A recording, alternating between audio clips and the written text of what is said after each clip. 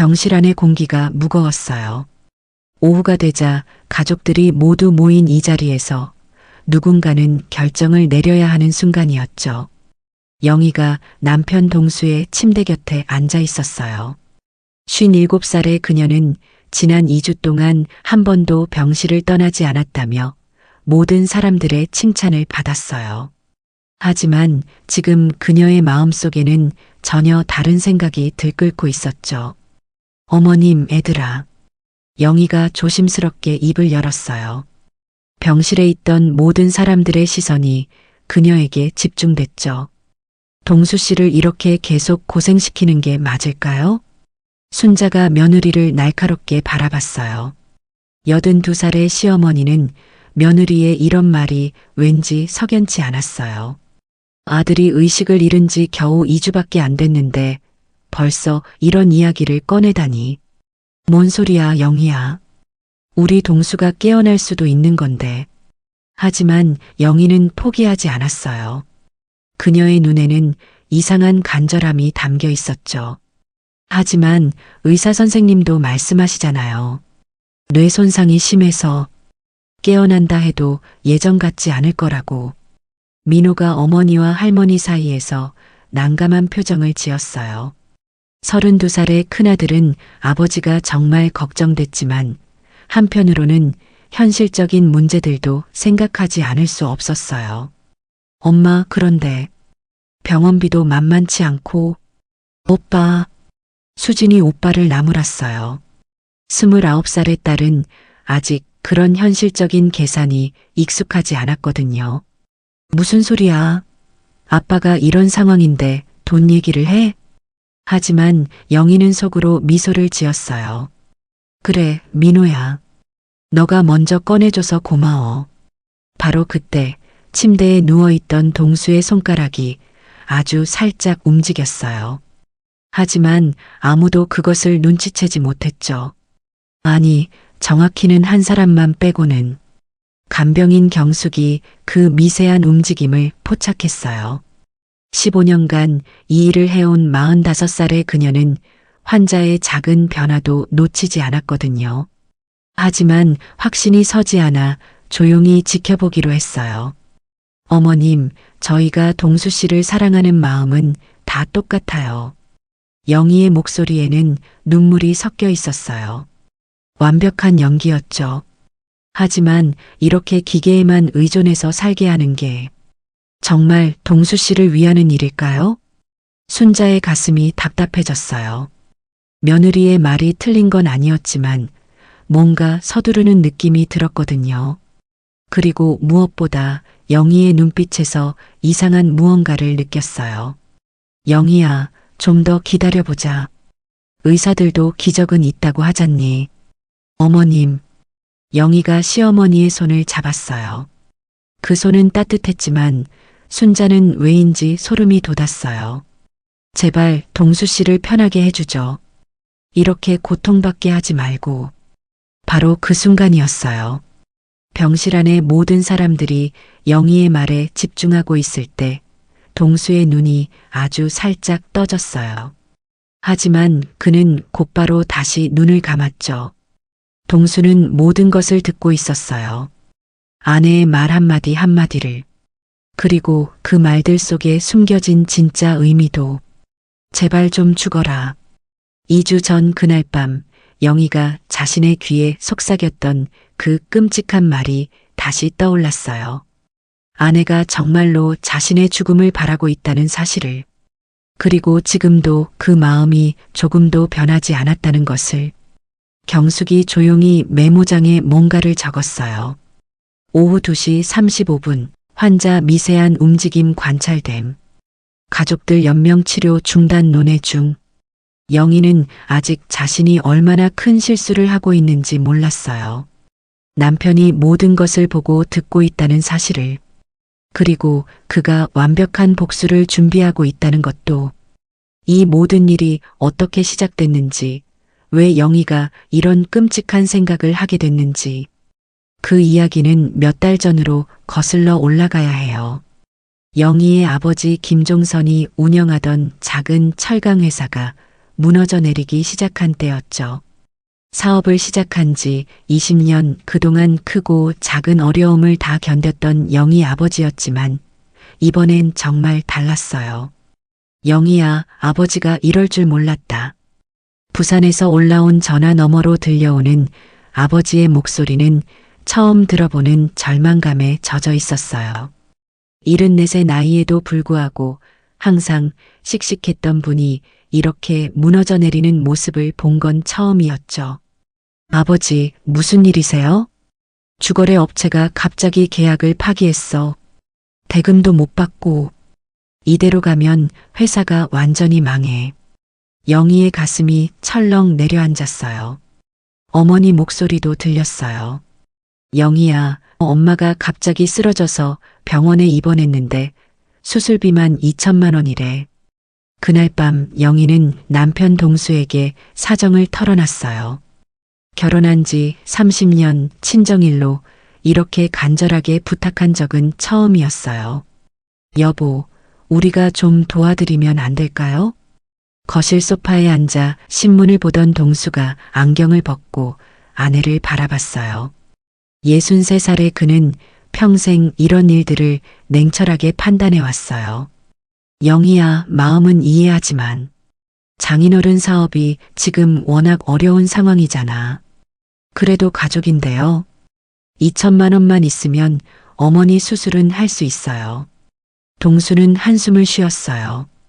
그는 이미 몇 년 전부터 처가의 사업이 위험하다는 걸 알고 있었어요. 경영 상태도 좋지 않고 빚도 많았거든요. 수술비는 우리가 도와드리자. 하지만 회사 일은 영희야, 거기에 돈을 넣으면 밑 빠진 독에 물 붓기가 될 거야. 하지만 여보, 우리도 민호 결혼 자금도 준비해야 하고 수진이도 취업할 때까지 뒷바라지해야 하잖아. 무턱대고 도와드릴 수는 없어. 영희는 남편의 말이 틀렸다고 생각하지 않았어요. 하지만 마음이 아팠어요.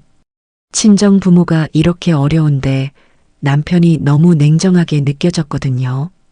그럼 2천만 원만이라도. 그것도 생각해 봐야 해. 장모님 수술이야 당연히 도와드려야 하지만 그 다음에 또 뭘 요구하실지.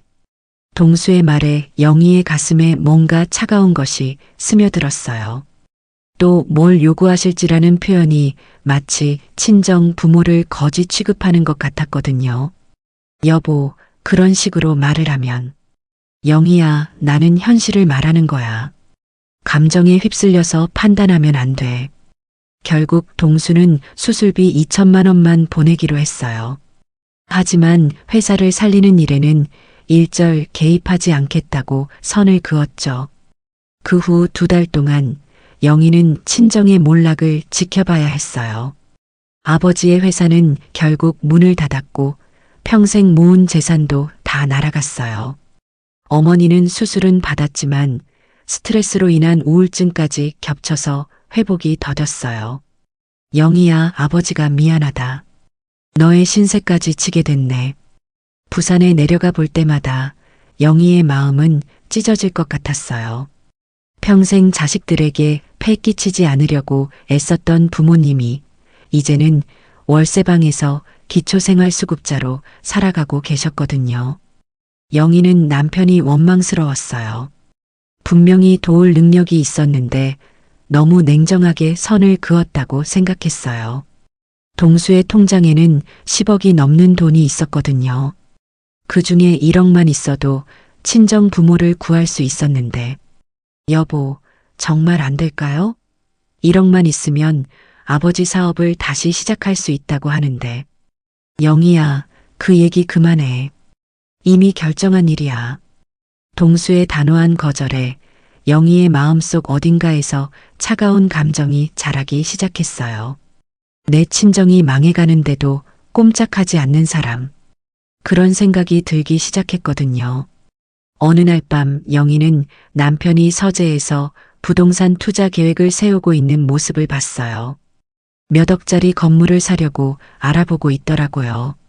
남의 건물 사는 데는 몇 억을 쓰면서 내 친정 살리는 데는 1억도 아깝다는 거야? 그날 밤부터 영희는 남편을 보는 시선이 달라졌어요. 30년을 함께 살아온 남편이었지만 이제는 차가운 사람으로만 보였어요. 친정 어머니가 병세가 악화돼서 다시 입원했을 때 영희는 또다시 남편에게 도움을 청했어요. 여보, 이번엔 정말 마지막이에요. 3천만 원만. 영희야, 이제 그만해.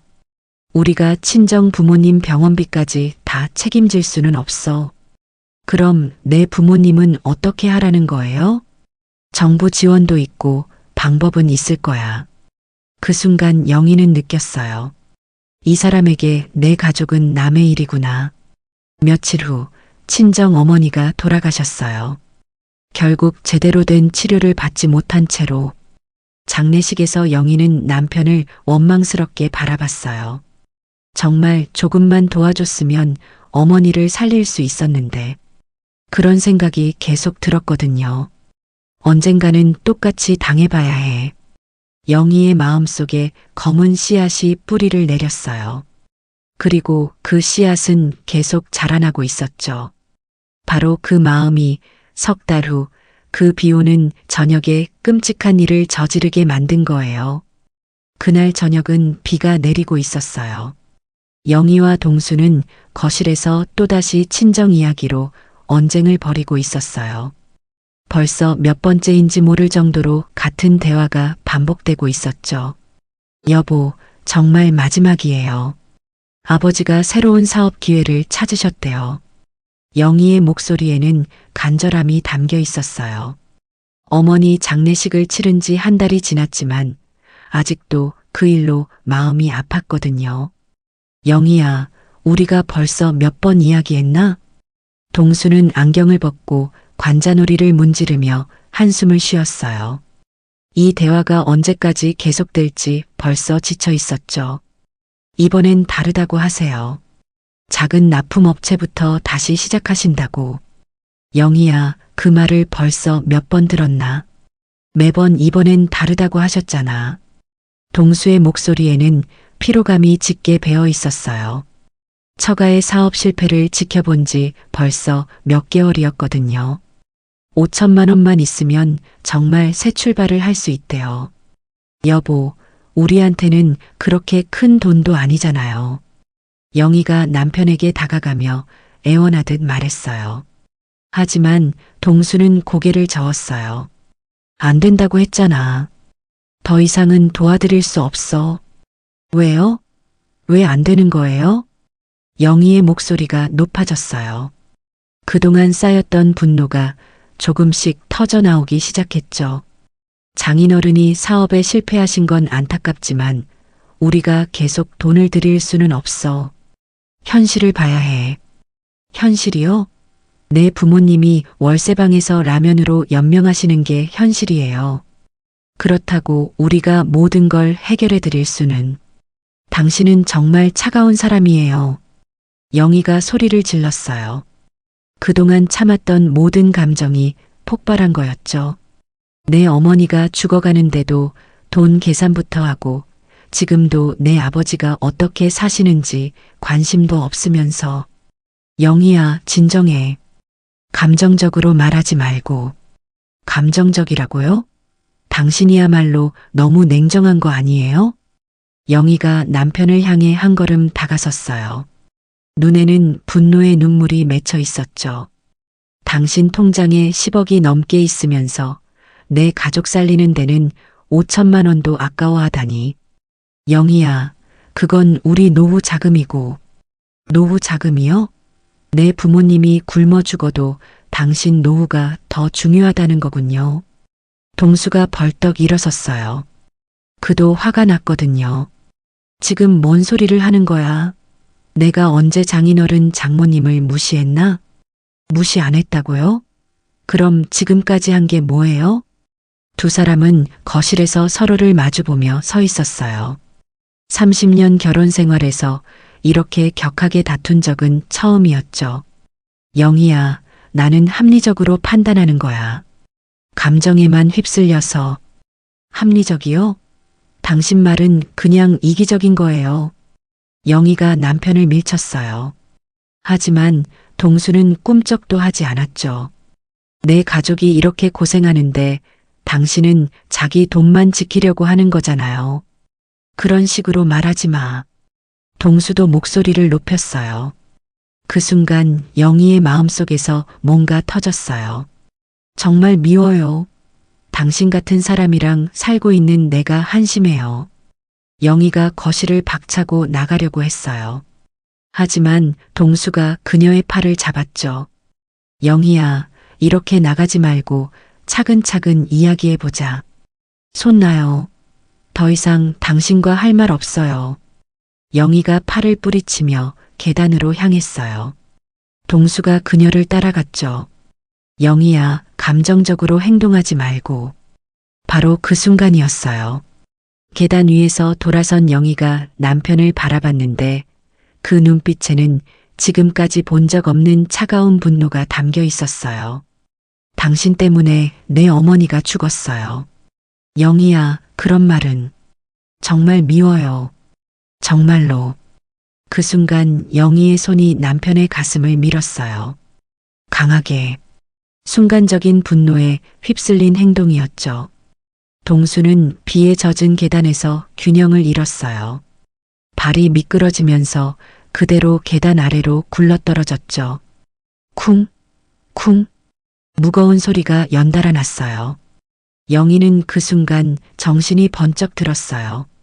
자신이 뭘 한 건지 깨달은 거죠. 여보, 여보. 그녀가 계단 아래로 달려 내려갔어요. 동수는 바닥에 쓰러져 있었고 머리에서 피가 나고 있었어요. 여보, 정신 차려요. 여보. 하지만 동수는 의식을 잃은 상태였어요. 영희는 급하게 119에 신고했죠. 사고요. 남편이 계단에서 떨어졌어요. 그날 밤 응급실에서 의사는 심각한 표정으로 말했어요. 뇌출혈이 심합니다. 수술을 해야 하는데 의식을 되찾을지는 장담할 수 없어요.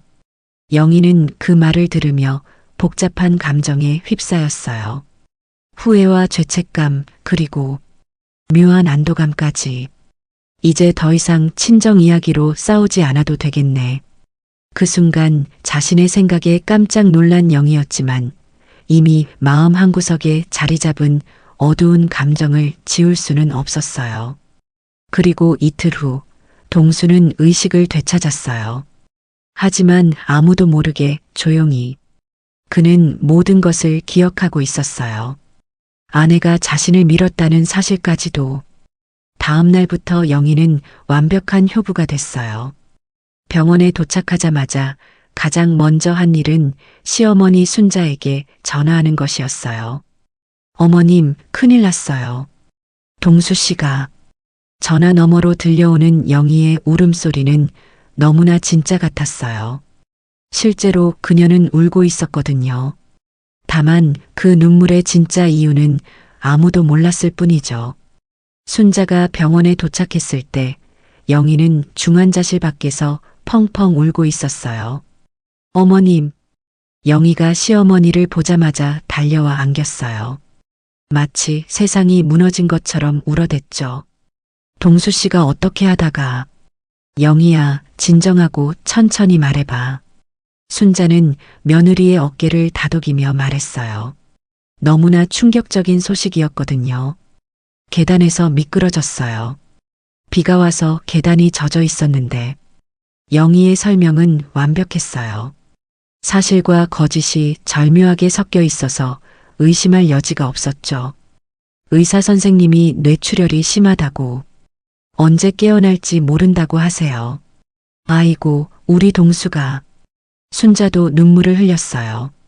하나뿐인 아들이 이런 일을 당했다니 어머니 마음에는 하늘이 무너지는 것 같았어요. 그날부터 영희는 정말 헌신적인 며느리가 됐어요. 시어머니보다 먼저 병원에 와서 시어머니보다 늦게 집에 갔어요. 간병인이 있었지만 남편의 모든 것을 직접 챙겼죠. 영희야, 너무 무리하지 마라. 너가 쓰러지면 안 되니까. 순자가 며느리를 걱정했어요. 하지만 영희는 고개를 저었어요. 괜찮아요, 어머님. 이럴 때 제가 안 하면 누가 해요. 그래도 집에 가서 좀 쉬어. 아니에요. 동수 씨 곁에 있어야 해요. 깨어날 때 제가 없으면 어떡해요. 영희의 모습은 정말 감동적이었어요. 간병인 경숙도 그런 영희를 보며 감탄했어요. 정말 금슬 좋은 부부세요. 이렇게 정성스럽게 간병하시는 분은 처음 봐요. 하지만 경숙이 모르는 게 있었어요. 영희가 밤늦게 남편의 귀에 대고 속삭이는 말들을. 여보, 언제까지 이렇게 누워만 있을 거예요? 영희의 목소리는 다른 사람이 들으면 간절한 부탁처럼 들렸어요. 하지만 그 속에 담긴 진짜 의미는 달랐죠. 제발 좀 일어나요. 아니면 영희가 말을 멈췄어요. 그리고 주위를 둘러본 후 더 작은 목소리로 속삭였어요. 제발 좀 가라고요. 바로 그때였어요.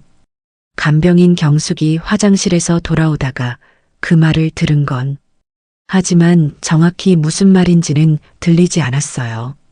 부인, 뭐라고 하셨어요? 아, 깨어나시라고 하는 이야기예요. 영희가 자연스럽게 대답했어요. 경숙은 고개를 끄덕였지만 뭔가 이상한 느낌이 들었어요. 사흘째 되는 날 순자가 영희의 행동에서 묘한 점을 발견했어요. 영희야, 너가 동수 손을 만질 때마다 동수 심박수가 올라가는 것 같은데? 그런가요? 영희가 시치미를 뚝 떼며 말했어요. 그렇다면 좋은 거 아니에요? 제 손길을 느끼는 거겠죠. 그럴까? 하지만 순자는 뭔가 석연치 않았어요. 며느리의 손길에 아들이 반응한다면 좋은 일인데 왜 심박수가 올라가는 걸까? 마치 스트레스를 받는 것처럼. 그날 저녁 순자는 경숙에게 조심스럽게 물어봤어요. 경숙 씨, 영희가 밤에 동수한테 뭐라고 하는지 들으신 적 있나요? 아, 계속 깨어나시라고 말씀하시더라고요. 정말 애틋하세요. 그래요? 순자는 고개를 끄덕였지만 마음 한구석의 의심은 사라지지 않았어요. 며칠 후 민호와 수진이 병원에 왔어요. 엄마, 아빠 어떠세요? 수진이 눈물을 글썽이며 물었어요. 아직 깨어나지 못하고 계셔. 의사 선생님도 좀 더 지켜봐야 한다고 하시고. 영희가 대답했지만 그 목소리에는 이상한 체념이 섞여 있었어요. 엄마, 너무 자책하지 마세요. 사고는 누구 잘못이 아니잖아요. 민호가 어머니를 위로했어요. 하지만 영희는 복잡한 표정을 지었어요. 그래, 사고지. 그날 밤 영희는 또다시 남편의 귀에 속삭였어요. 여보, 이렇게 고생하지 말고 편하게 가라니까요. 하지만 이번에는 경숙이 정확히 들었어요. 그 말이 편하게 가세요였다는 것을. 경숙은 소름이 돋았어요. 남편에게 편하게 가라고 말하는 아내라니. 혹시 내가 잘못 들은 건가? 경숙은 확신이 서지 않았어요. 하지만 그날부터 영희를 좀 더 주의 깊게 관찰하기 시작했어요. 그리고 침대에 누워있던 동수는 아내의 그 모든 말과 행동을 다 듣고 보고 있었어요. 의식을 되찾은 지 벌써 사흘이나 됐지만 아직 아무에게도 말하지 않은 채로 그는 결심했어요. 좀 더 지켜보기로. 아내가 정말로 자신의 죽음을 바라는지 가족들의 진짜 마음이 무엇인지 확인하기로. 복수는 그 다음에 해도 늦지 않으니까. 며칠 후 민호와 수진이 본격적으로 병원에 머물기 시작했어요. 아버지의 상태가 좀처럼 나아지지 않자 자녀들도 현실적인 문제들을 생각하지 않을 수 없었거든요. 엄마, 병원비가 얼마나 나와요? 민호가 어머니에게 조심스럽게 물었어요. 하루 입원비만 해도 만만치 않은 금액이었으니까요. 그건 걱정하지 마. 아빠가 보험을 잘 들어두셨으니까. 영희가 대답했지만 마음속으로는 다른 생각을 하고 있었어요. 보험금. 그것도 생각해 봐야겠네. 그래도 장기간 입원하시면. 민호야, 돈 걱정은 하지 마. 지금은 아빠가 깨어나시는 게 중요하잖아. 수진이 오빠를 나무랐어요. 하지만 속으로는 자기도 비슷한 걱정을 하고 있었죠. 그날 저녁 가족들이 모두 병실을 나간 후 민호와 수진이 복도에서 대화를 나눴어요. 오빠, 아빠가 정말 깨어나실까? 모르겠어. 의사 선생님 말로는 가능성이 높지 않다고 하던데. 민호의 목소리에는 걱정과 함께 다른 감정도 섞여 있었어요. 오빠, 나쁜 말 같지만 만약 아빠가 못 깨어나시면 어떻게 되는 거야? 왜 그런 말을 해? 아니에요. 그냥 현실적으로 생각해 보는 거야. 수진의 말에 민호도 잠깐 침묵했어요. 사실 그도 같은 생각을 하고 있었거든요. 유산이나 보험금 같은 것들. 수진아, 그런 이야기는 아직 하기 이르잖아. 하지만 민호도 속으로는 계산하고 있었어요.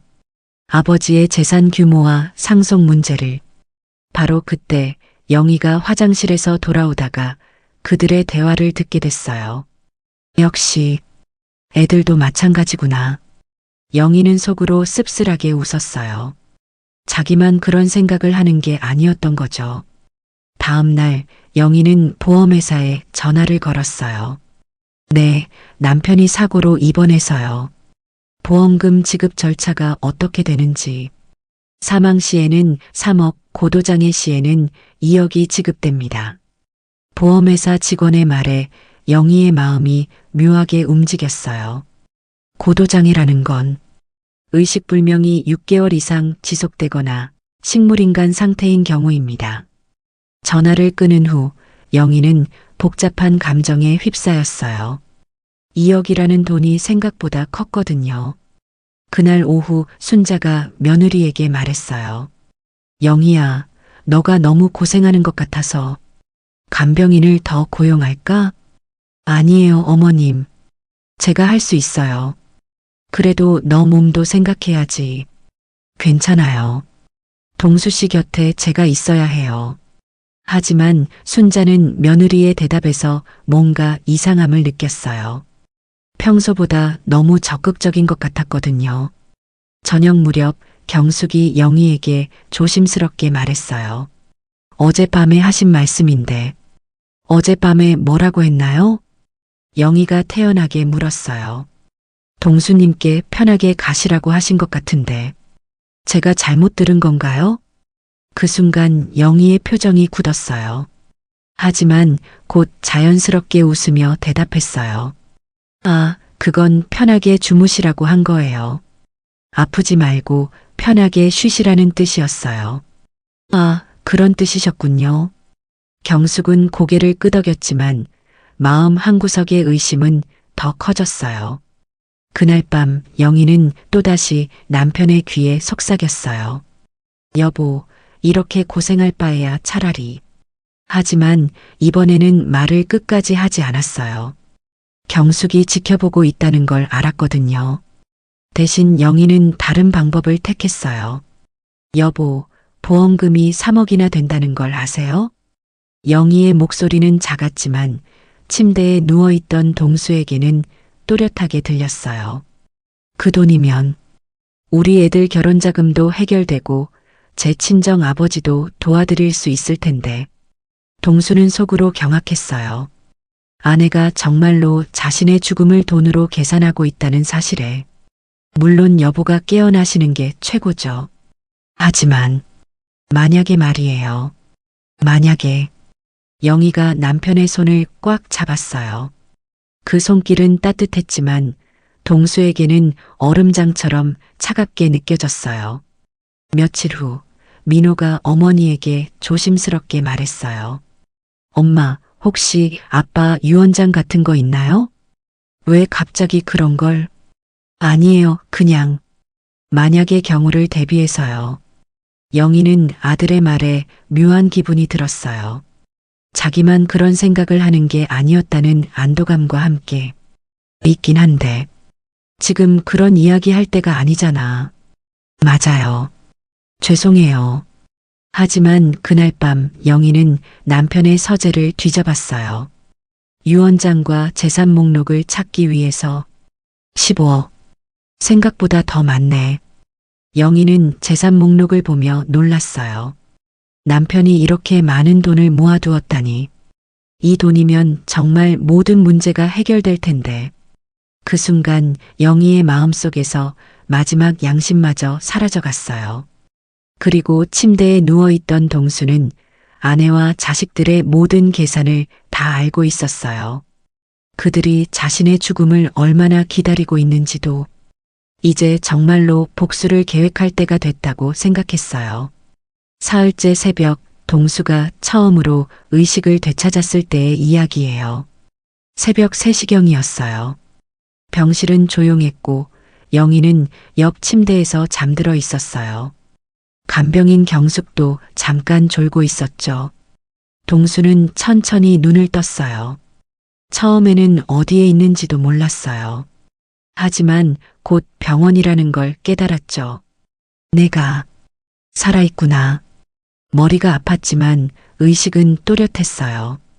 그날 밤의 일들이 하나씩 떠올랐어요.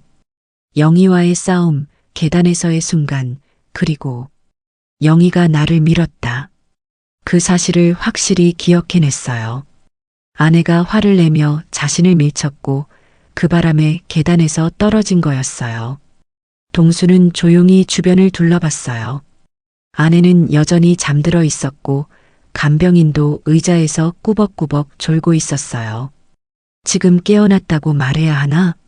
하지만 뭔가 이상한 직감이 들었어요. 조금 더 지켜본 후에 결정해도 늦지 않을 것 같았어요. 동수는 다시 눈을 감고 잠든 척했어요. 다음 날 아침 영희가 깨어나서 남편을 돌보는 모습을 지켜봤어요. 여보, 오늘도 힘든 하루가 시작되네요. 영희의 목소리는 다정했어요. 하지만 동수는 그 속에 숨겨진 다른 감정을 느꼈어요. 언제까지 이렇게 누워만 계실 거예요? 영희가 남편의 이마를 닦아주며 중얼거렸어요. 겉으로는 걱정하는 것 같았지만 그 말투에는 짜증이 섞여 있었어요. 순자가 병실에 들어왔어요. 영희야, 밤새 고생했구나. 괜찮아요, 어머님. 이럴 때 제가 안 하면 누가 해요. 그래도 너무 무리하지 마라.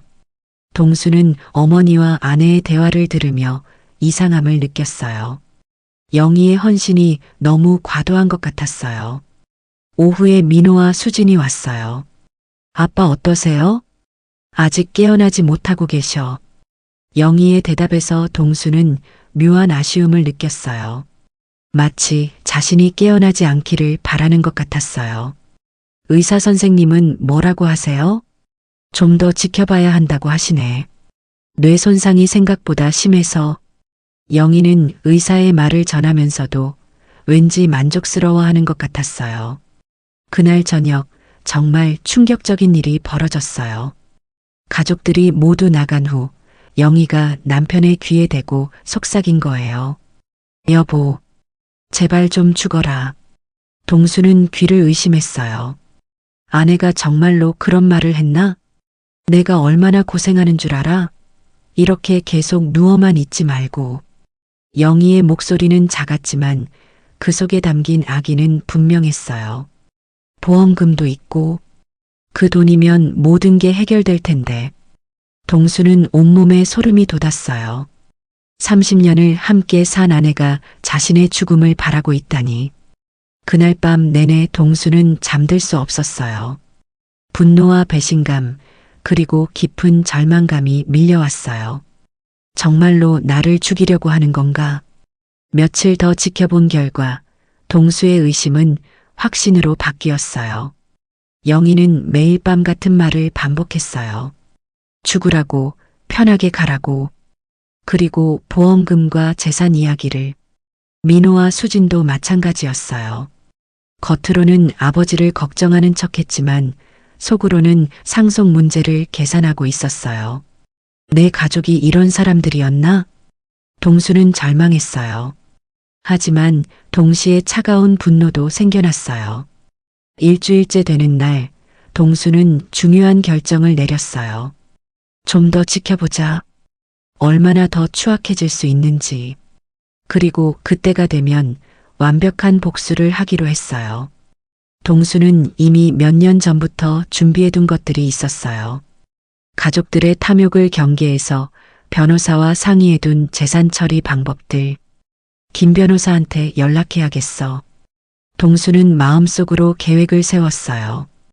의식이 있다는 걸 들키지 않으면서 변호사와 연락할 방법을. 다행히 간병인 경숙이 의심스러워하고 있다는 걸 알았어요. 그녀가 증인이 될 수 있을 거였어요. 그리고 시어머니 순자도 며느리를 의심하기 시작했다는 것도 파악했어요. 모든 증거를 수집하자. 완벽하게. 동수는 복수를 위한 치밀한 계획을 세우기 시작했어요. 며칠 후 기회가 왔어요. 경숙이 잠깐 자리를 비운 사이 동수는 조심스럽게 눈을 떴어요. 침대 옆에 있던 영희의 휴대폰을 이용해서 김 변호사에게 문자를 보냈어요. 의식 회복, 비밀 유지, 재산 처리 계획 실행 준비, 그리고 곧바로 휴대폰을 원래 자리에 놓고 다시 의식 없는 척 했어요. 김 변호사로부터 답장이 왔어요. 알겠습니다. 모든 준비 완료. 신호 주시면 즉시 실행하겠습니다. 동수는 속으로 미소를 지었어요. 영희야, 너가 내 죽음을 그렇게 바란다면 너의 인생이 끝나는 걸 보여주마. 그리고 그는 완벽한 타이밍을 기다리기 시작했어요. 가족들이 자신의 연명치료 중단을 논의하는 그 순간을. 그때가 되면 모든 걸 공개하고 완벽한 복수를 시작할 거였어요. 열흘 정도 지나자 가족들 사이에서 무거운 이야기가 오가기 시작했어요. 의사가 가족들을 따로 불러서 현실적인 이야기를 꺼낸 거였어요. 환자분 상태가 호전될 기미가 보이지 않습니다. 가족분들이 앞으로 어떻게 하실지 결정을 내리셔야 할 것 같은데요. 의사의 말에 가족들은 무거운 침묵에 빠졌어요. 그게 무슨 뜻인가요? 순자가 떨리는 목소리로 물었어요. 연명 치료를 계속 유지하실지 아니면 자연스럽게 보내드릴지를 결정하셔야 합니다. 영희의 마음이 두근거렸어요. 드디어 기다리던 순간이 온 거였어요. 의사 선생님, 혹시 깨어날 가능성은 정말 없는 건가요? 민호가 조심스럽게 물었어요. 의학적으로는 기적이 일어나지 않는 한 어려울 것 같습니다. 그날 저녁 가족들이 병실에서 무거운 회의를 했어요. 어떻게 해야 할까요? 수진이 먼저 입을 열었어요. 눈에는 눈물이 맺혀 있었지만 그 속에는 다른 감정도 섞여 있었어요. 아빠가 이렇게 고생하시는 걸 보니까 너무 마음이 아파요. 그렇긴 하지만 순자는 쉽게 결정을 내릴 수 없었어요. 아들을 포기한다는 것은 어머니에게 너무 가혹한 일이었거든요. 어머님, 저도 정말 힘들어요. 영희가 눈물을 흘리며 말했어요. 완벽한 연기였죠. 동수 씨가 이렇게 고통받는 모습을 보는 게 정말 견딜 수가 없어요. 영희야, 차라리 편하게 보내드리는 게 동수 씨를 위하는 일일 수도 있지 않을까요? 영희의 말에 민호와 수진이 고개를 끄덕였어요. 엄마 말이 맞는 것 같아요. 아빠도 이렇게 사시는 걸 원하지 않으실 거예요.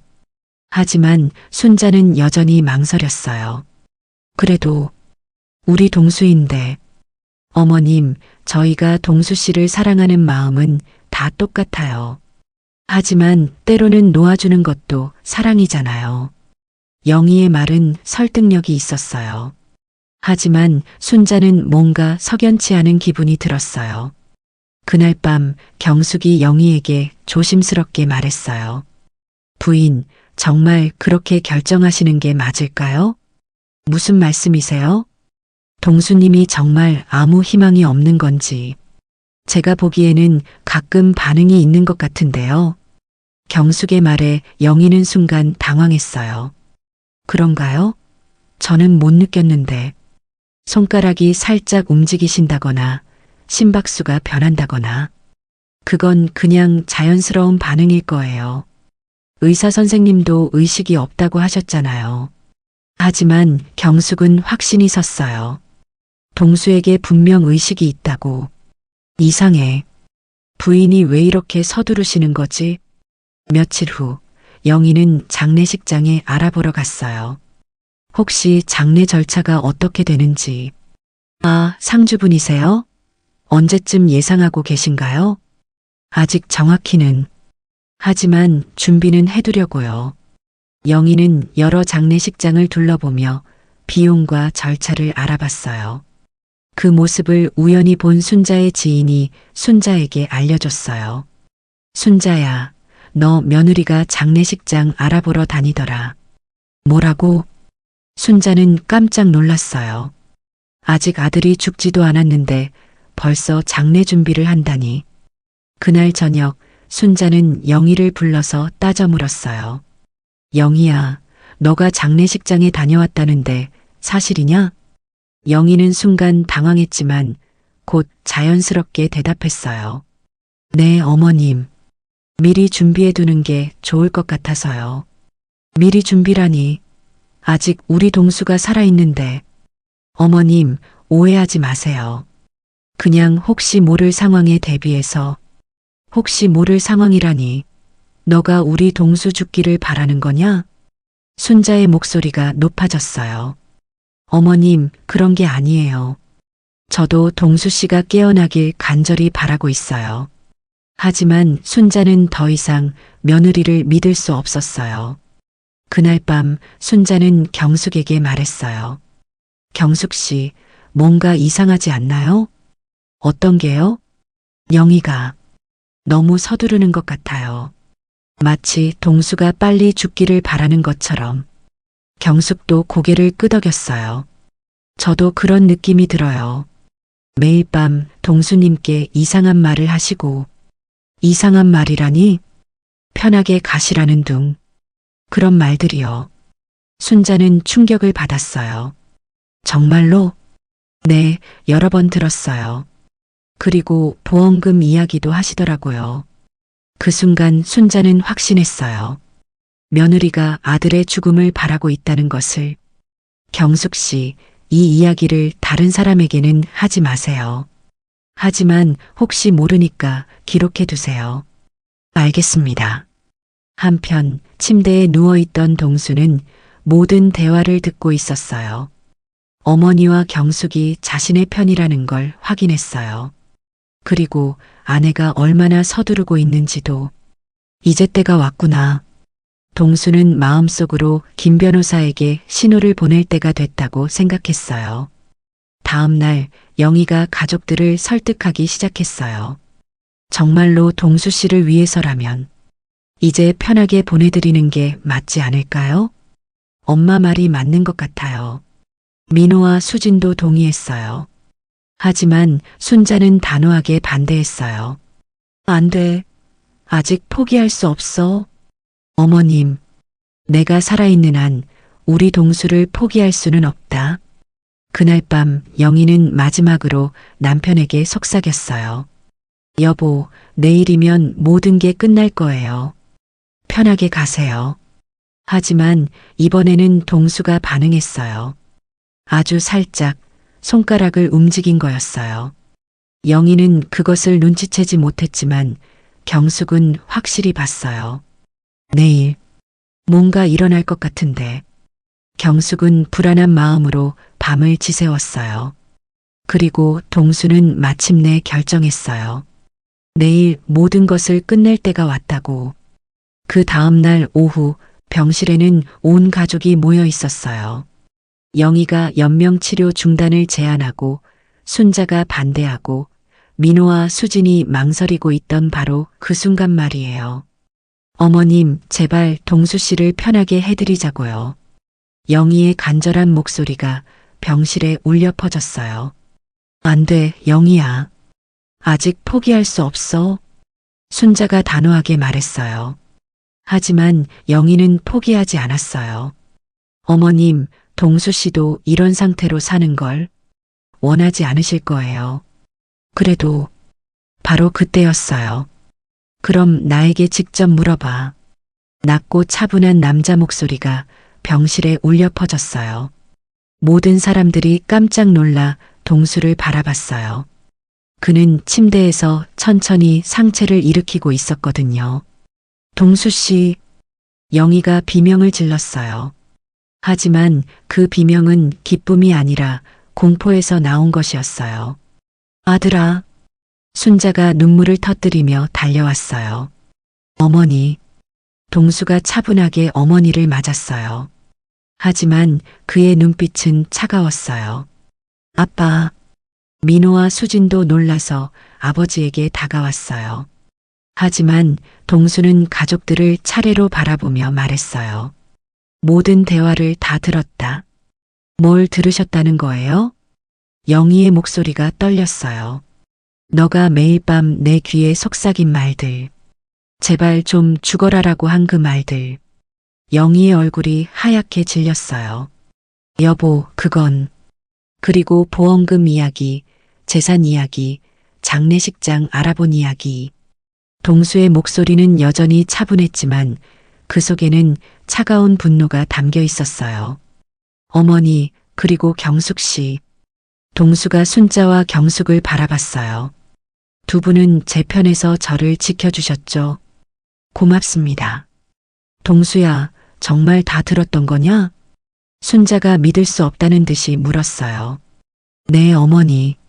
사흘째부터 의식이 있었어요.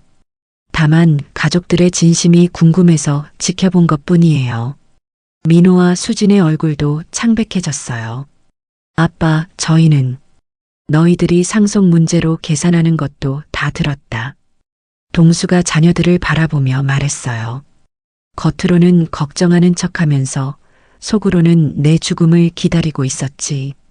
아빠, 오해예요. 수진이 울먹이며 말했어요. 오해가 아니야. 내가 직접 들었으니까. 동수가 천천히 침대에서 일어났어요. 2주 만이었지만 그의 몸은 생각보다 건강했어요. 특히 너 영희. 동수가 아내를 똑바로 바라봤어요. 너가 나를 계단에서 밀친 것도 기억한다. 여보. 영희가 황급히 부인했어요. 그건 사고였어요. 제가 그럴 리가. 사고라고? 그럼 왜 매일 밤 내가 죽기를 바랐어?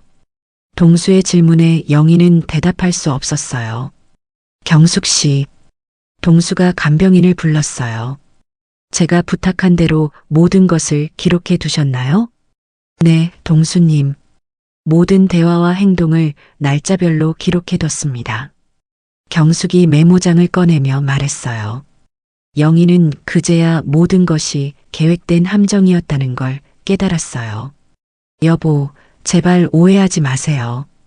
저는 정말. 오해? 동수가 차가운 웃음을 지었어요. 그럼 이것도 오해인가? 동수가 휴대폰을 꺼내서 무언가를 재생했어요. 영희의 목소리가 또렷하게 들려왔어요. 제발 좀 죽어라. 보험금 3억이면 모든 게 해결될 텐데. 이건 언제? 영희가 경악했어요. 경숙 씨가 녹음해 두신 거야. 증거로. 모든 가족들이 충격에 빠졌어요. 영희의 진짜 모습이 적나라하게 드러난 거였어요. 이제 알겠지? 내가 왜 죽은 척을 했는지. 동수가 가족들을 차례로 바라보며 말했어요. 나를 진심으로 사랑하는 사람이 누구인지, 내 죽음을 바라는 사람이 누구인지 확인하고 싶었거든. 아들아. 순자가 눈물을 흘리며 아들을 껴안았어요. 어머니만 끝까지 저를 지켜주셨어요. 고맙습니다. 하지만 동수의 눈은 여전히 차가웠어요. 이제 진짜 장례식을 치를 때가 됐어. 무슨 소리예요? 영희가 떨리는 목소리로 물었어요. 우리 결혼 생활의 장례식 말이야. 동수가 냉정하게 말했어요. 그리고 너희들이 그렇게 바라던 재산 문제도 해결해 주마. 동수의 말에 온 가족이 긴장했어요. 이제 진짜 복수가 시작될 차례였어요. 그날 저녁 동수는 가족들을 거실에 모이게 했어요. 퇴원 수속을 마치고 집으로 돌아온 후 이제 모든 것을 정리할 시간이었어요. 다들 앉아. 동수의 목소리는 차분했지만 그 속에는 지금까지 본 적 없는 냉기가 서려 있었어요. 영희는 소파 한쪽 끝에 웅크리고 앉아 있었어요. 민호와 수지는 어쩔 줄 몰라 하며 아버지를 바라봤죠. 먼저 영희, 너부터 얘기하자. 동수가 아내를 똑바로 바라보며 말했어요. 너가 나를 계단에서 밀친 이유를 말해봐. 여보, 정말 그건 사고였어요. 사고라고? 동수가 서류 뭉치를 테이블에 놓았어요. 경찰에 의뢰해서 받은 거지. 영희의 얼굴이 더욱 하얗게 질렸어요.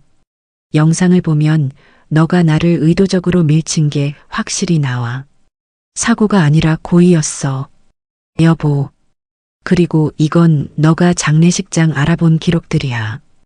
동수가 또 다른 서류를 꺼냈어요.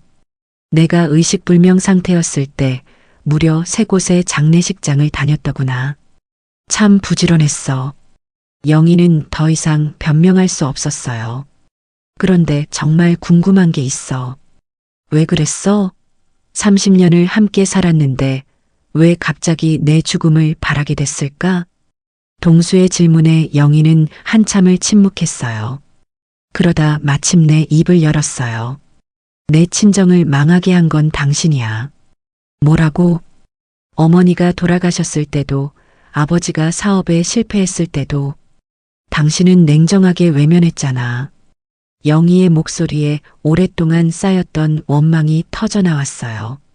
내 가족이 그렇게 어려웠는데 당신은 자기 돈만 지키려고 했어. 그래서 나를 죽이려고 했다는 거야? 죽이려고 한 게 아니야. 그냥 순간적으로. 순간적으로? 동수가 다른 서류를 꺼냈어요. 그럼 이것도 순간적이었나? 너가 인터넷에서 검색한 기록들 말이야. 영희가 깜짝 놀랐어요. 남편 사고사 보험금, 연명치료 중단 방법, 자연사로 만드는 법. 이런 것들을 검색한 게 순간적이었다고? 영희는 완전히 말문이 막혔어요. 자신의 모든 계획이 들통난 거였어요. 이제 친정 이야기를 해보자. 동수가 또 다른 서류를 꺼냈어요. 이건 장인어른 회사 부도 당시 내가 변호사를 통해 조사한 자료야. 뭘 조사했다는 거예요? 장인어른이 부도난 진짜 이유를 말이야. 동수가 서류를 펼쳐 보였어요. 장인어른이 사업 자금으로 받은 돈을 주식 투자에 몰빵하셨더구나. 그것도 한 번이 아니라 여러 번. 영희의 눈이 커졌어요. 그리고 그 과정에서 회사 직원들 월급까지 손을 댔고, 그래서 주거래 업체가 계약을 파기한 거야. 그럴 리가. 여기 다 나와 있어. 장인어른은 사업 실패가 아니라 도박으로 망한 거야. 동수의 말에 영희는 충격에 빠졌어요. 그리고 이것도 봐. 동수가 통장 내역을 보여줬어요. 내가 장모님 수술비 2천만 원 보낸 후에도 추가로 5천만 원을 더 보냈어. 너가 모르게. 뭐라고요? 너가 그렇게 원망했던 냉정한 남편이 사실은 친정에 총 7천만 원을 도와줬다는 거야. 영희는 믿을 수 없다는 듯이 통장을 바라봤어요. 왜 말 안 했어요? 너가 알면 더 달라고 할 게 뻔했으니까. 그리고 장인어른의 자존심도 생각해서. 동수의 말에 영희는 완전히 무너졌어요. 자신의 원망이 모두 오해였다는 걸 깨달은 거죠. 그래서 더 배신감이 커. 내가 나름대로 도움을 줬는데 넌 나를 악인으로 만들어서 죽이려고 했으니까. 이제 민호와 수진 차례였어요. 너희들도 마찬가지야. 동수가 자녀들을 바라봤어요. 아버지가 죽으면 얼마나 상속받을지 계산하고 빨리 죽기를 바랐지. 아빠, 저희는. 민호야, 너가 결혼자금 때문에 고민하는 건 알고 있어. 그리고 수진아, 너도 취업 스트레스로 힘들어하는 것도. 동수가 또 다른 서류를 꺼냈어요.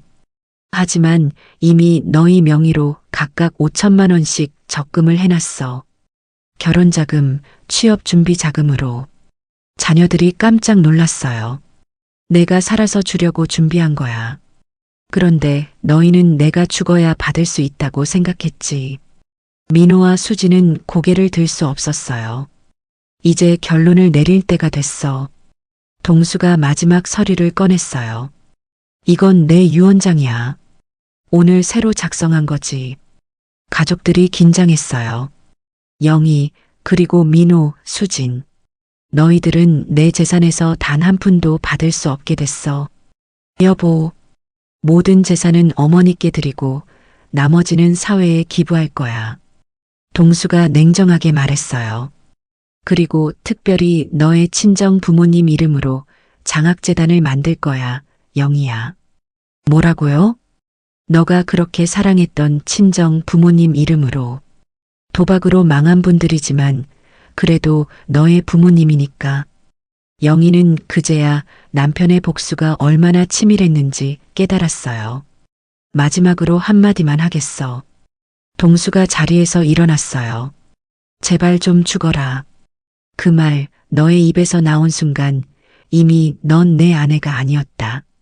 동수는 가방을 들고 집을 나갔어요. 뒤돌아보지도 않고. 영희와 자녀들은 절망 속에서 서로를 바라볼 뿐이었어요. 모든 것을 잃은 채로. 이틀 후 동수는 김 변호사 사무실에서 모든 절차를 마무리하고 있었어요. 모든 서류 작성이 완료됐습니다. 김 변호사가 서류를 정리하며 말했어요. 재산 기부 절차도 오늘 중으로 완료되고 장학재단 설립도 다음 주면 마무리됩니다.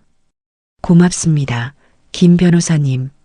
동수는 담담한 표정으로 고개를 끄덕였어요. 그런데 정말 이렇게 하시는 게 맞습니까? 가족들에게 아무것도 남겨주지 않으신다니. 제 결정입니다. 동수의 목소리는 단호했어요. 그들이 제 죽음을 바랐으니 저도 그들에게는 죽은 사람이 되어주는 겁니다. 같은 시간 집에서는 영희가 현실을 받아들이지 못하고 있었어요. 이럴 수가 있나? 영희는 거실에서 혼자 중얼거리고 있었어요. 민호와 수지는 며칠 전부터 집에 들어오지 않고 있었거든요. 내가 뭘 그렇게 잘못했다고. 하지만 영희도 알고 있었어요. 자신이 정말로 남편의 죽음을 바랐다는 사실을. 전화벨이 울렸어요. 여보세요? 영희야, 나야. 동수의 목소리였어요. 여보, 어디 있어요? 집으로 돌아와요. 우리 다시 이야기해봐요. 이야기는 끝났어. 여보, 제발. 저도 모르게 그랬던 거예요. 정말 미안해요. 영희가 울먹이며 말했어요. 미안하다고 해서 해결될 일이 아니야. 그럼 어떻게 하라는 거예요? 저희는 어떻게 살라고요? 너가 그렇게 바라던 대로 살면 돼. 나 없이. 여보, 한 가지만 알려줄게. 오늘부터 집 명의도 사회에 기부됐어. 한 달 안에 나가야 해. 영희는 전화기를 떨어뜨릴 뻔했어요. 뭐라고요? 너가 그렇게 사랑했던 친정 부모님 묘소는 내가 이장해드렸어. 좋은 곳으로. 동수의 말에 영희는 더욱 혼란스러워했어요. 그리고 장인어른께 말씀드렸어. 딸이 어떤 일을 저질렀는지. 여보, 그러지 마요. 장인어른이 뭐라고 하시는지 알아? 내가 딸을 잘못 키웠네라고 하시더라. 영희의 가슴이 무너져 내렸어요. 이제 정말 끝이야, 영희야. 전화가 끊어졌어요. 그날 저녁 민호와 수진이 집에 왔어요. 엄마, 우리 이제 어떻게 해요? 수진이 울먹이며 물었어요. 모르겠어. 정말 모르겠어. 영희도 눈물을 흘렸어요. 아빠가 정말 우리를 용서 안 해주실까요? 민호가 희망적으로 말했어요. 안 될 거야. 아빠는 배신을 절대 용서하지 않는 분이거든. 영희가 절망적으로 대답했어요. 그럼 우리는 정말. 그래, 이제 정말 가진 게 아무것도 없어. 한편 순자는 아들이 마련해준 새 집에서 편안히 지내고 있었어요. 동수야, 정말 이렇게까지 해야 했을까? 어머니, 저는 제대로 된 선택을 한 겁니다. 동수가 어머니의 차를 따라들이며 말했어요. 그래도 영희나 아이들이 불쌍하긴 해. 어머니께서 그들을 불쌍히 여기실 수 있는 건 어머니가 선하신 분이라서예요. 하지만 저는 다릅니다. 저를 죽이려 했던 사람들을 용서할 수는 없어요. 동수의 눈빛은 여전히 차가웠어요. 며칠 후 뉴스에서 흥미로운 소식이 나왔어요. 익명의 기부자가 설립한 김종선 마이너스 김순덕 장학재단이 공식 출범했습니다. 총 기부금 15억 원으로 설립된 이 재단은 영희는 TV를 보며 복잡한 감정에 휩싸였어요. 자신의 부모님 이름으로 장학재단이 만들어졌다니. 그것은 동수의 마지막 복수이자 동시에 마지막 선물이었어요. 너가 그렇게 사랑했던 부모님이니까 그분들만큼은 좋은 일에 이름을 남기게 해주마. 동수의 마음이었죠. 한 달 후 영희는 작은 원룸으로 이사를 갔어요. 민호와 수지는 각자 자취를 시작했고요. 가족이 뿔뿔이 흩어진 거였어요. 영희는 가끔 동수가 어디서 어떻게 지내는지 궁금했지만 연락할 방법도 용기도 없었어요. 그리고 동수는 어머니와 함께 조용한 일상을 보내고 있었어요. 새로운 곳에서 새로운 사람들과 가끔 영희와 아이들 생각이 날 때도 있었지만 후회하지는 않았어요. 제발 좀 죽어라. 그 말이 나온 순간 모든 것이 끝났다고 생각했거든요. 어느 날 저녁 순자가 아들에게 말했어요. 동수야, 이제 새로운 사람이라도 만나봐.